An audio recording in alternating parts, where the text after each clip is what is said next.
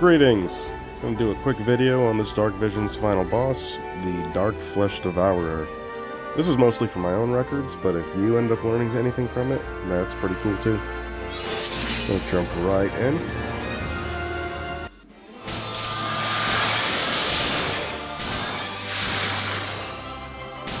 And first turn, we're going to get our chain mission out of the way and unlock Tsukiko's Magnus, and then use the Earth ability just to minimize the damage we're doing. It's also the reason why Kuja's using Aeroga, or Aero-Ra, instead of his own abilities.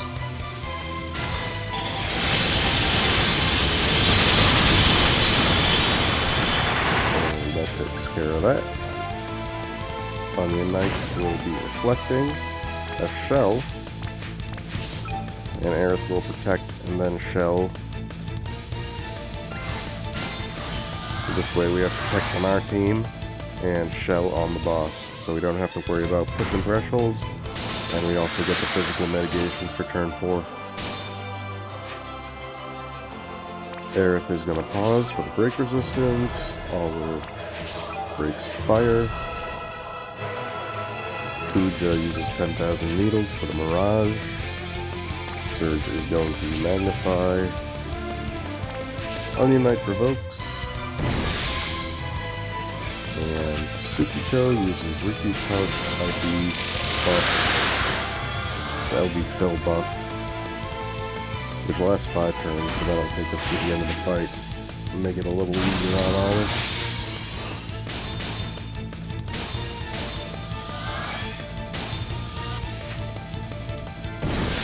And this turn, Aerith is going to be LBing. Surge just got his LB filled from his SLB coming up, but we're going to blow that on his Beast Killer. We're going to unlock his Claw Cast, and then just throw out a weak attack. Onion Knight will... Fuck, I fucked this up. It might work out. So the reason I fucked this up is because I took forever using Carbuncle. Let's see if Surge can fix this.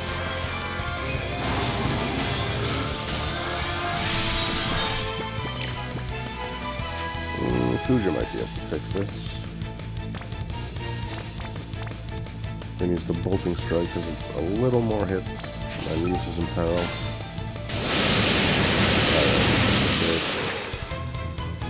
Yeah, the reason I fucked this up is because I used Carbuncle before Tsukiko's skills.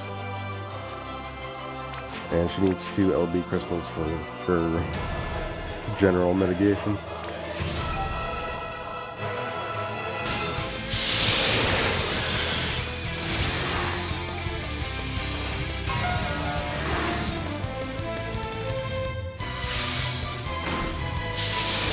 And we Mirage the AoE hit, and everyone's immune to breaks.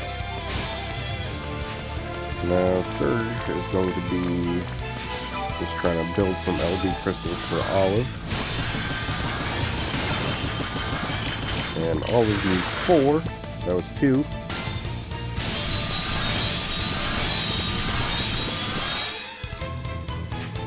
Bad luck.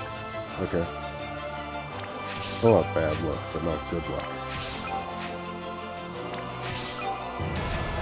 And then Aerith is going to shift back and start using Monk's PMR. Gives 5 LB crystal, or 5 LB gauge to Olive.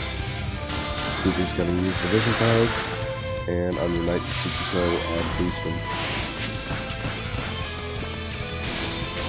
Onion Knight evaded 1 of the 3 hits, which is plenty good. And reload that. Olive's going to use her double shot, get her Beast Killer up, and end with the Fire Cannon. We're using double shot purely for the chance that it generates a couple of LB crystals. It didn't, but Kuja's gonna Bolting Strike, and then boost. There's one. Alright, we're good. We made it, guys. Weak attack, fill, and Chrono Cross. And then let's go back to the Boosts, and Mont PMR.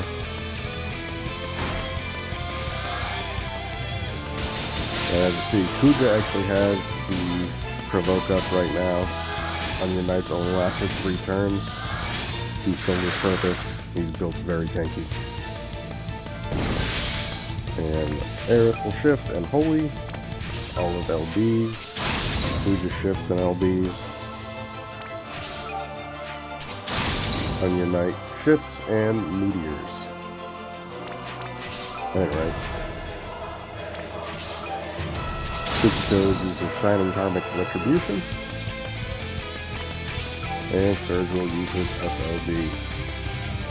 And target our own team. Luckily, Holy is the slowest spell, so we can start off with that. All our chain timings have already been worked out. Let's see what we get.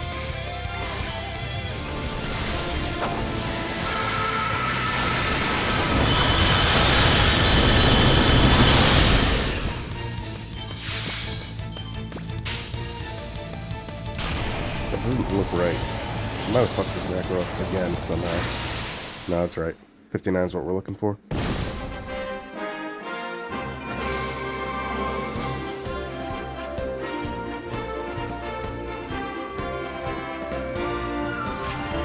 Yep, and just for this run, Onion Knight did above average. Surge right on the line. Sukiko's low as hell. Aerith is low as hell. All is dead center. The average for this team is 32.4 after everything's counted for, including the chains, all that crap. And looking at our team, we have Aerith, who is using Holy. She's on the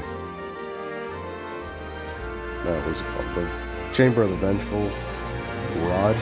We have a very good Rod in peril here. Two-handed Spirit Rod. Item World, very strong. Not optimal. Optimal would have been turning that 20% Spirit into 15% mana, but you gotta cut your losses somewhere. Dazzling Demoness card gives her a lot of mana. That's all it does. Yep. She has 250 Beast Killer. Stats are actually borderline impossible to cap on her. Just because of her passives. Spirits at 290, MPs at 270. Not an easy unit to gear.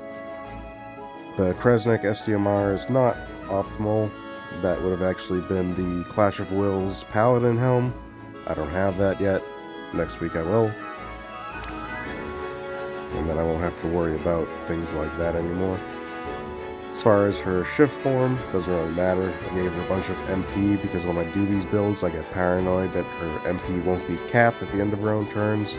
So, formal suit to reduced MP cost.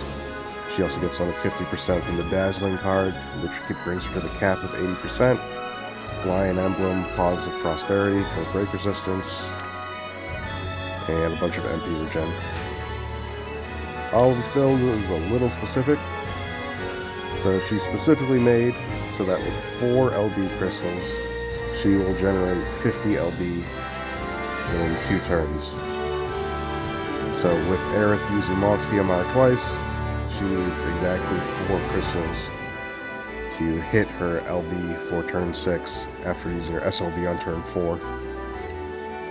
She's using Dark Rain's card because the new Sakura card isn't usable if she's using her SLB.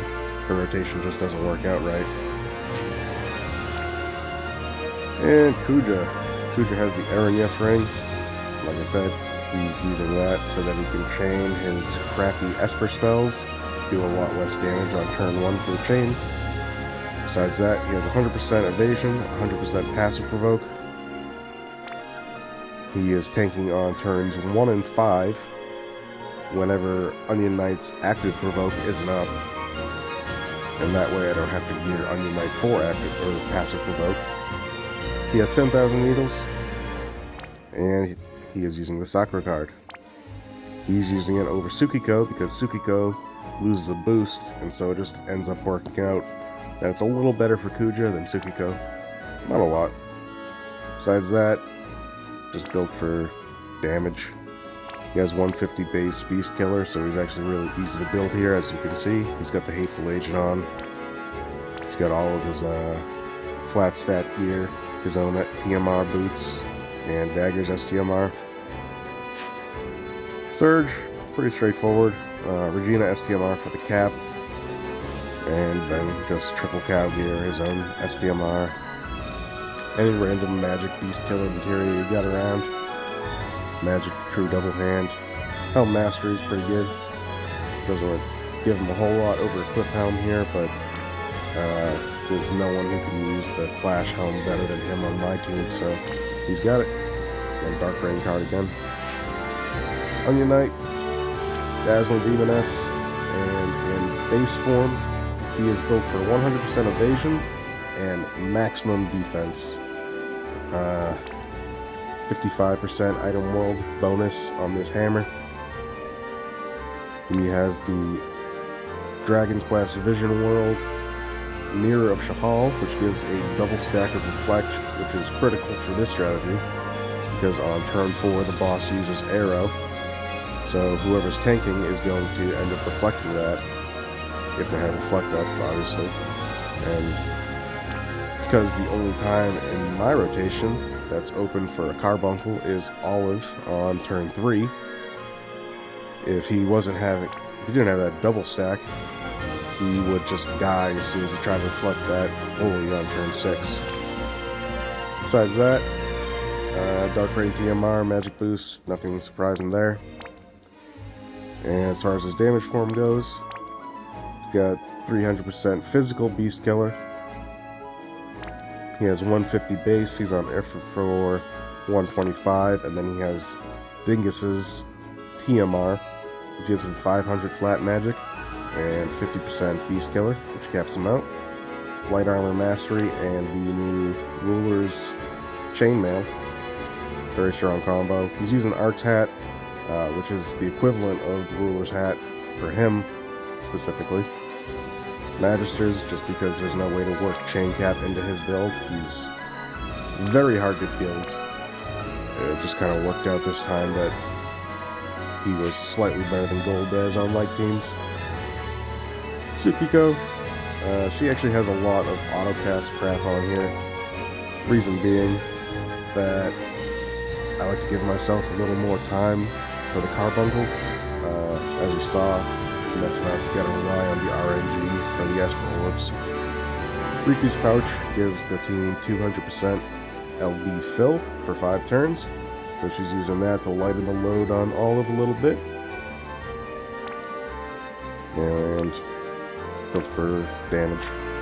Tsukiko's builds are very simple. And that's the team.